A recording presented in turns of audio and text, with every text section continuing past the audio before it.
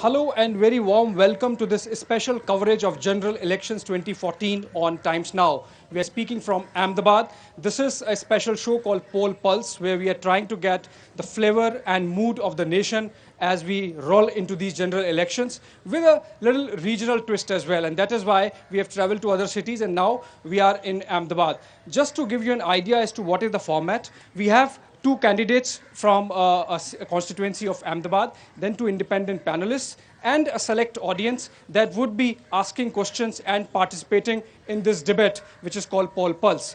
And let's hit the road running. I will introduce you the panel. From the first, Mr. Vidyut Joshi. He is a noted sociologist and a professor emeritus with a private university here in Ahmedabad. Then we have Congress candidate from Ahmedabad East seat, Himmat Singh Patel. He is a senior leader of the party and has been a mayor of Ahmedabad in early 2000s. Then we have the BJP's candidate, Mr. Paresh Rawal. His name needs no introduction. And then another independent panelist, Mr. Ajay Umat. He is senior editor of Times of India. So let's start this whole debate. I will throw the floor open, but before that, I would need just one elaboration from Rawalji. If you can just elaborate a bit on this Narendra Modi factor, why he is so important. मैं समझता हूँ कि नरेंद्र मोदी, क्योंकि I am rank new कमर, ये मेरा पहली entry है and मैंने जितना बाहर से जो देखा है, जो समझा है, वो हिसाब से, और जितना कांग्रेस वालों को देखा है, समझा, बाकी की जो भी party, I am not going to name names, तो मुझे लगता है कि मोदी साहब ने जो काम किया है, जिस इरादे से काम किया है, विदाउट बीइंग करप्ट एंड जो वोट बैंक पॉलिटिक्स में नहीं मानते, ये जो मोटे मोटे जो मुद्दे हैं उसको लेकर जो काम हुआ है, उसको देखते हुए मुझे लगता है कि जो भी यंग है और जो भी हमारी उम्र के जो हैं वो सब मोदी के साथ जुड़ना पसंद करेंगे. और we don't see any other leader on the other side. एक तो वो भी बहुत बड़ी कमी है, वहाँ पे कोई विजनरी है ही नहीं, कोई लीडर ही नहीं है वहाँ पे. और जो मुझे लगता है कि जो लीडर थे उनको प्रेसिडेंट बना दिया गया है, तो वहाँ कोई लीडर है ही नहीं. हमारे पास है लीडर मोदी साहब, क्योंकि वहाँ पे लीडर नहीं है उसको ध्यान में रखते हुए नहीं, क्योंकि मोदी साहब की अपनी ताकत की वजह से भी वो एक लीडर है. तो ये जो सारे मुद्दे हैं उसको लेकर मैं प्रभावित हुआ हूँ. आई विल आस्क हिम्मत सिंह जी, आपका अनुभव है इतना सारा अहमदाबाद में काम करने का, पर उसके बाद भी एक जो देश में मोदी वेव जिसकी बात चलती है उसके कारण ऐसा लगता है कि उसको इतनी शायद इम्पोर्टेंस ना मिले. तो आप किस तरह से उस फैक्टर को देख रहे हैं कि आप यहाँ के पुराने होने के बाद भी आपको कोई एडवांटेज नहीं है?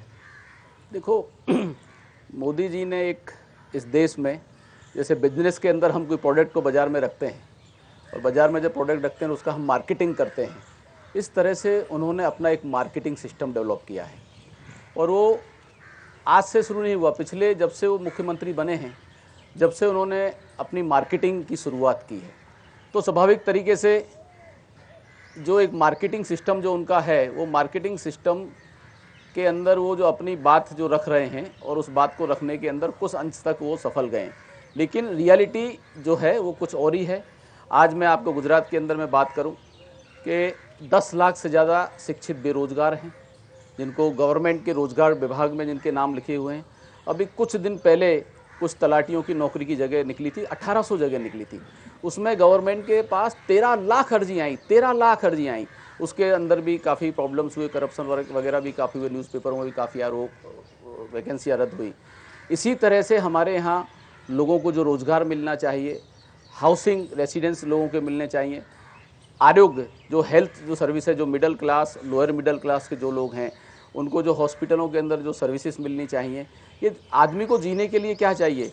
रोटी, कपड़ा और मकान. ये तीनों चीज़ के अंदर आज यहाँ 6000 से ज़्यादा किसानों ने आत्महत्या की हैं, 16000 बच्चे मिसिंग हैं. कानून और व्यवस्था को देख लो, 16000 बच्चे मिसिंग हैं, 6000 से ज़्यादा किसानों ने आत्महत्या की हैं. तो जो यहाँ लाखों की तादाद में स्मॉल स्केल इंडस्ट्रीज जो है वो बंद पड़ी है, और आप एक गिने चुने उद्योगपतियों के लिए नीतियाँ बनाते हैं, कानून बनाते हैं, और सामान्य आदमी के लिए जो पॉलिसी बननी चाहिए, उनको जो फ़ायदा कॉमन मैन के लिए जो सरकार होनी चाहिए वो बिल्कुल नहीं है. उनका एक झूठा मार्केटिंग है और वो मार्केटिंग चल रहा है और वो झूठ बिक रही है. Do you see it real just marketing, or is it a mix of marketing and real delivery of governance? See, marketing is on with all the parties, not that only BJP is doing marketing. Congress has also its marketing strategy. AAP has a marketing strategy. but marketing strategy of BJP seems to be stronger, number one. Number two, it's also a matter of regional culture. See, Gujarat has a very heavy business culture. Given this business culture, Modi played upon this business culture to bring it out, which may not be brought out in Bengal, which may not be brought out in Assam, but it could be brought out in Gujarat. So he has a better marketing strategy. Rightly, there are problems, not that there are no problems. We have made problems, we have made progress, but at the same time, our human development index, as per government of Gujarat record, is very weak. So development brings differentiation, and that differentiation has been brought out. Now it is up to the government to repair that differentiation. My question for Mr. Paresh Rawal. Sir, nowadays you are doing public rallies, and in these public meetings, what are the issues have been found by you for the public? And if you will be elected, then what steps will you take to come out from these issues? Okay, fine, very good question. Now I'll address that. First of all, जो local मुद्दे जो होते हैं वो हमारी territory में नहीं आते, बिकॉज ये लोकसभा का इलेक्शन है, तो जो नेशनल पॉलिसी का जो मुद्दा रहता है वो रहता है. In spite of that I been travelling all over, जो मेरी कॉन्स्टिट्यूंसी है. The first problem came to me और व्हाट आई सॉ वर दहगाम के अंदर जो पानी का जो प्रॉब्लम है, एक साइड में पानी है, दूसरी साइड में पानी है, बीच में पानी नहीं है. ये मैं एक ही मुद्दे की बात कर रहा हूँ. There are several problem. तो मेरी प्राथमिकता ये रहेगी कि when I go to Sansad, if I go to Sansad, तो जो 8 किलोमीटर का जो जमीन का टुकड़ा एक्वायर करना है for the canal to flow, वो मेरी प्राथमिकता रहेगी, क्योंकि मैं समझता हूं कि पानी का प्रॉब्लम तो अपने जीवन की जरूरियात है. तो ये मेरा मुद्दा है एक. बाकी काफी, और मैं समझता हूं कि डेवलपमेंट को कभी फुल स्टॉप नहीं लगता. आपने रोड डेवलप कर दिया, बिल्डिंग डेवलप कर दी है, बिजली आ गई, एक ह्यूमन डेवलपमेंट भी जो होता है, एक मानसिकता का डेवलपमेंट भी जो होता है, जो वोट बैंक पॉलिटिक्स में वो जो डेवलपमेंट जो होता है, दूसरों को समझने का नजरिया जो होता है, वो जो ह्यूमैनिटी एंगल पे जो होता है डेवलपमेंट, वो भी डेवलपमेंट बाकी है और वो तो चलता ही रहेगा, उसको फुल स्टॉप कभी नहीं लगता. Sir, why you selected politics and that too with BJP? देखिए, बीजेपी इसके लिए पहली बात तो ये कि हमने काफ़ी मौका दिया है कांग्रेस को, तो पहले तो ऐसे भी एक हक बनता है बीजेपी का.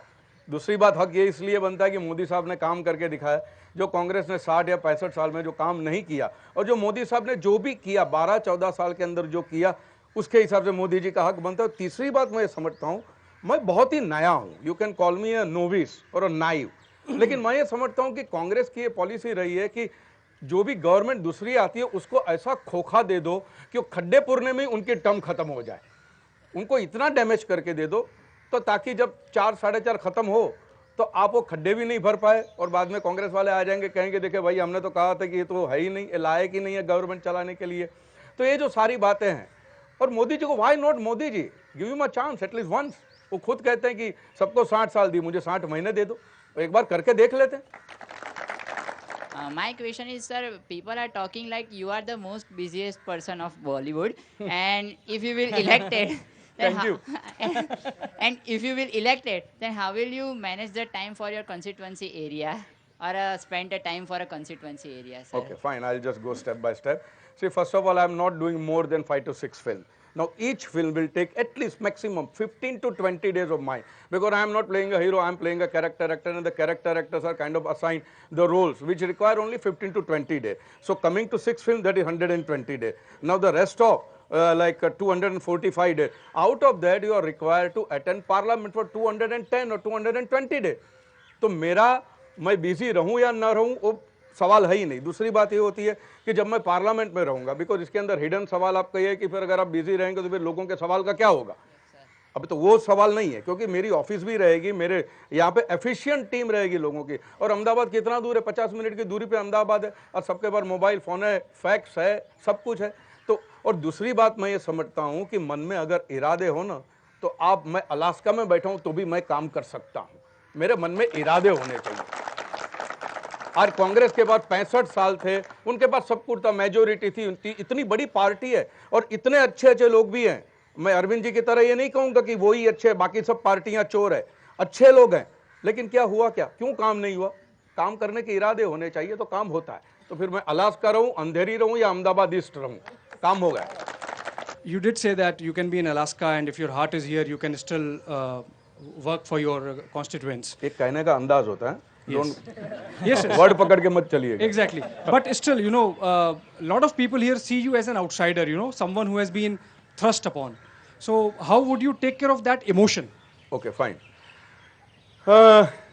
जब मुझे कहा गया कि मैं आउटसाइडर हूँ, मेरा खाली एक सवाल है.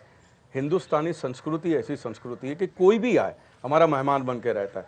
आज सोनिया जी आई हैं, सोनिया जी हमारे सर आंखों पे हमारे हिंदुस्तान की हो गई वो. तो जब सोनिया जी को हम वेलकम कर सकते हैं तो परेश रावल तो पलियड़ का है, गुजराती है, गुजराती खून है, गुजराती माँ बाप है, गुजराती बीवी है, मेरे संस्कार मेरे पढ़ाई सब गुजराती है. तो मैं कहाँ का आउटसाइडर हो गया. लेकिन साथ में मेरी अपील ये हम्बल अपील ये रहेगी कि कम से कम हमारे देश में से ये जाति का, ज्ञाति का, कौम का जहर निकल जाए तो बहुत अच्छा होगा. क्योंकि हम बहुत पीछे रह गए हैं. जो हमारी डाइवर्सिटी, जो हमारी स्ट्रेंथ थी, वही हमारी कमज़ोरी बन गई है. तो उसे हमें हटा देना चाहिए. और जो भी अच्छा आदमी है, जो भी अच्छा लीडर है, उनको हमें भेजना चाहिए. Right. So we have seen the primaries from the candidates and the panelists, independent panelists. We'll take a short break. Mr. Paresh Rawal has to leave. And then after the break, on the other side, we'll join with another representative of the BJP and the debate will continue. So stay on with Times Now.